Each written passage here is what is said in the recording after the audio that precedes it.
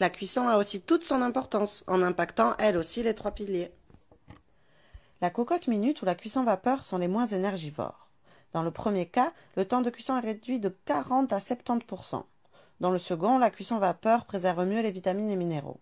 Aussi, il ne sera pas nécessaire de ressaler les aliments, car ils conservent leur sel de départ, mais pas dans l'eau de cuisson. Pour diminuer le temps de cuisson et ainsi l'énergie dépensée, il faut opter pour une découpe fine des aliments. Lors de la cuisson à la casserole, n'oubliez pas de mettre un couvercle. Ainsi l'ébullition est plus vite atteinte. Il suffit ensuite de réduire le feu pour qu'elle reste à la même température. Vous gagnerez aussi du temps. Chauffer le four n'est pas utile si ce n'est pour des gâteaux au soufflé. Il faut penser à ne pas l'ouvrir trop souvent pendant la cuisson pour éviter les pertes de chaleur. Pour les cuissons à la poêle, il faut faire attention à avoir une poêle de taille adaptée à la taille de l'aliment pour éviter de chauffer une surface trop importante inutilement. Pour réchauffer les plats, le micro-ondes est plus efficace que le four.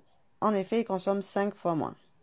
Par contre, lorsqu'il s'agit de décongeler un produit, la meilleure façon est de le sortir la veille et de le laisser décongeler dans le réfrigérateur.